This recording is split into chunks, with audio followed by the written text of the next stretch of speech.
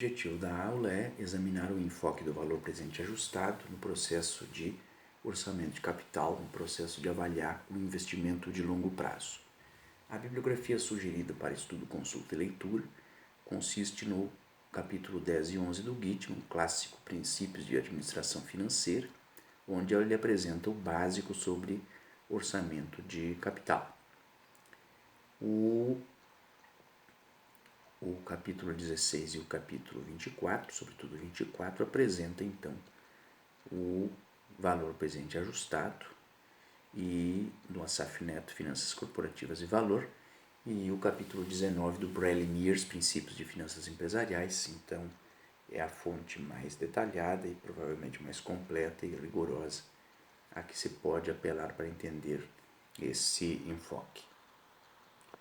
O que é o valor presente ajustado? O valor presente ajustado é um método de avaliação de investimento que consiste em se considerar que o valor de um investimento financiado com capital próprio e com dívidas é igual ao valor presente de um investimento financiado somente com capital próprio, somado ao efeito colateral em decorrência de a empresa ter financiado parcialmente o projeto com dívidas. O objetivo do valor presente ajustado é oferecer ao gestor financeiro, ao proprietário do investimento, uma visão explícita dos fatores que adicionam ou subtraem valor num investimento. Primeiro estimamos o valor do projeto de investimento, o valor e o VPL de um projeto de investimento, a partir de um caso base, supondo-se tratar-se de financiamento integral com capital próprio. Nesse caso, usaremos, no caso base, portanto, usaremos o custo de capital próprio sem dívidas.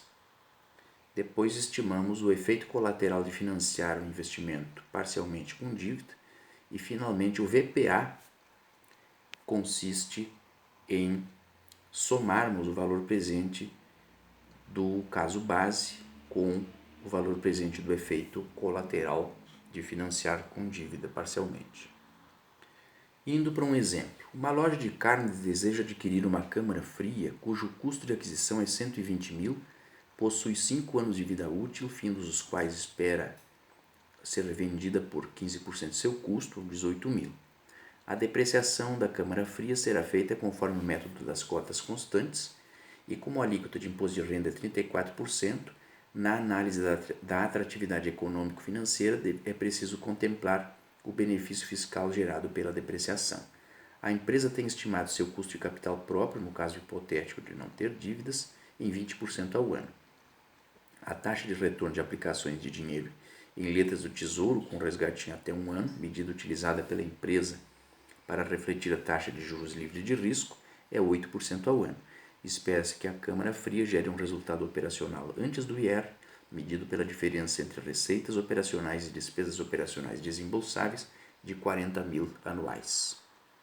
Então, com os dados do problema, nós podemos estimar o fluxo de caixa operacional. Optamos pelo segundo método apresentado, que consiste em obter o fluxo de caixa operacional a partir da diferença entre receitas e despesas operacionais desembolsáveis após o efeito do imposto de renda, mais o benefício fiscal gerado pela depreciação.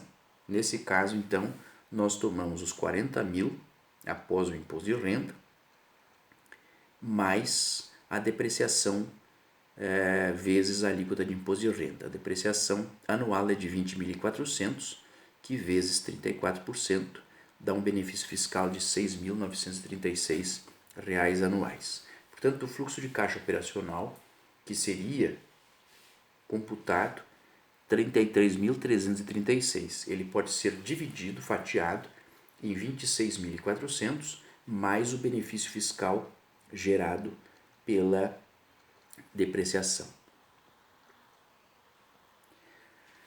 A avaliação com investimento financiado somente com recursos próprios, usando o custo de capital próprio sem dívidas de 20% ao ano para descontar os fluxos de caixa do investimento e usando a taxa de retorno sem risco de 8% ao ano para descontar o benefício fiscal da depreciação, formaria aquilo que nós chamamos de caso base. ou seja, estimar o VPL sem dívidas, o VPL do investimento sem dívidas, no caso de a empresa financiar, portanto, somente com capital próprio. Nós teríamos que considerar o custo de aquisição de 120 mil, depois o valor presente do resultado operacional de 26.400, descontado a 20% ao ano, uma taxa que incorpora o risco econômico. Aí somamos separadamente o valor presente do benefício fiscal da depreciação, gerado pela aplicação da alíquota de 34% à depreciação anual de 20.400, e descontamos esse benefício fiscal a 8% ao ano, supondo-se que esse benefício fiscal não se sujeita ao risco econômico. Então, não se sujeita ao risco econômico que se sujeita os 26.400. Então, a ideia fundamental é que a obtenção de um benefício fiscal gerado pela depreciação, quer dizer, a redução do imposto de renda anual gerado pela depreciação, é algo que supostamente não tem risco. Então, nós usamos a taxa sem risco de 8%. E aí, por último, somamos o valor presente do valor residual de 18 mil, descontado a 20%.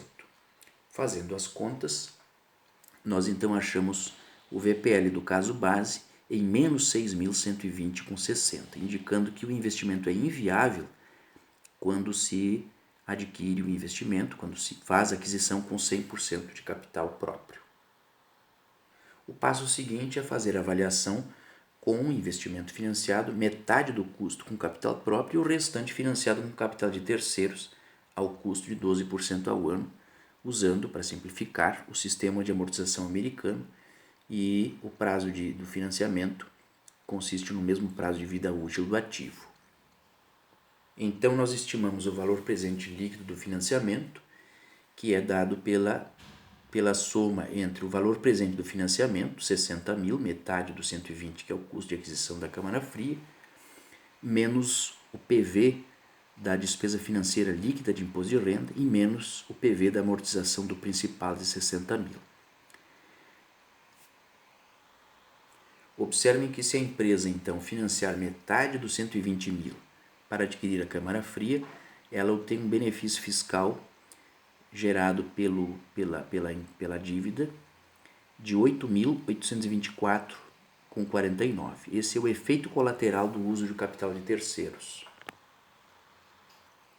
Finalmente, para se achar o VPA, nós vamos simplesmente somar o VPL do projeto de investimento. No caso de financiar somente com capital próprio, que era os menos 6.120,60, com o VPL do financiamento, que deu 8.824,49. O valor presente ajustado desse investimento, então, tem uma sensível melhora, ele sai de um VPL negativo, um valor negativo de 6.120,60, no caso de financiar somente com capital próprio, para o VPA de 2.703,89, no caso de financiar metade de seu custo de 120 com dívida e metade com capital próprio. Dessa forma, o investimento se torna viável com a aquisição da câmara fria, com a aplicação de 50% de capital próprio e o restante com capital de terceiros, uma vez que o VPL com financiamento fica positivo em 2.703,89.